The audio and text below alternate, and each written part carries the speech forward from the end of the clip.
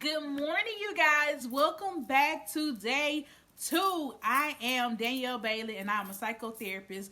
And I'm going to teach you guys some coping skills, some skills that I use with my clients in therapy. So today we got a 2-for-1 today, okay? The first things first, I recommend this to everybody. Get you a journal, okay? This is my journal. It can be a regular notebook. It doesn't have to be anything fancy. Like it can be, like a pad like this. Like I don't want to show y'all the stuff because it's like my budget on this side. But like a little notepad where you can jot stuff down. Like it's super duper important that we give our thoughts a place to go. If they don't have a place to go, if we can't talk to nobody, and I know a lot of people be like, oh, I can't talk to nobody. Like this is the safest thing next to a actual therapist, in my opinion, because this can't talk back.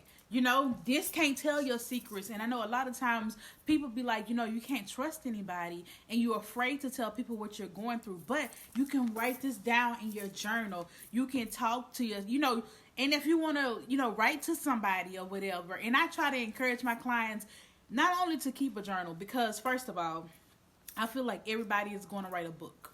Point blank period. I encourage all my clients, keep a journal because you're going to be an author one day. Like people will read your story, but you have to write it down. So that's why I really and truly encourage a lot of my clients to get a journal, so that you can document your journey, you can write about it, and then that way when you become comfortable with yourself, you can actually publish it, because people are going through some of the same things that we're going through, and they want to know, how did you get over it? What worked for you? So like Michelle Obama, her book, Becoming. Everybody wanted to read that. Like different type of autobiography, and you are just as important as any of those people too. So keep a journal. It's super duper important, okay?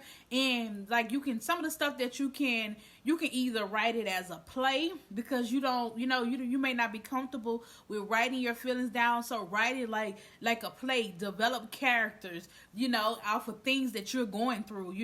Like if you be angry, write a character that is angry. Write a character like, you can do anything. You just got to open up your brain and open up your thoughts to actually journaling. Write a play, write a short story, write a poem, like whatever it is that you think of, or even draw your feelings out. Like whatever it is that you want to do it. But you need to give those thoughts a place to go, and a journal is super duper convenient and easy for you to do. And it also, so next up, right, with your journal, this right here. Because a lot of times people are like, oh my God, like I don't know what to say, I don't know how I'm feeling. So this right here is called I want y'all to see it. This is called an emotional wheel, right? And so basically you have these right here, these words in the middle, right? So in the middle it says surprised, happy, sad, disgusted, angry, fearful, bad. Okay, so you choose one of those words that's in the middle, right? How you feeling? Because a lot of times we be like, we don't know. I don't know. I ask my client, how you feel? I don't know. I just can't describe it. So when you can't describe, like you cannot fight something that you don't know. So when they be like, oh, I don't know, and I can't put the words to it, so we grab this. We grab the emotional wheel, and so I start off with the broad, feelings: sad, happy, surprised, bad, fearful, angry, or whatever. And then once they tell me right here, then if they say that they're sad, so you got more words to choose from. So the middle right here, you can go right there. So if you're sad, you got feelings of lonely, vulnerable, despair, guilty, desperate, hurt. So like you go down there, you go to this second row right here. And then if you choose another one of these words, right? And so then you see that right there, it goes out some more, and it gives you more words for you to, if you're feeling guilty, like the two words are ashamed and remorseful. So it gives you more words in order to really and truly say how you're feeling. Okay, like it's super duper important. These right here, you can Google this. emotional wheel, I'm going to try to put one in the description box. Oh, man, that's what I'm going to do. I'm going to put a link to this in the description box where you can go and print it off. I wish I had, well, I can bring it up on the screen, but I can't. My laptop downstairs, okay? So, but nonetheless, yes, get the emotional wheel.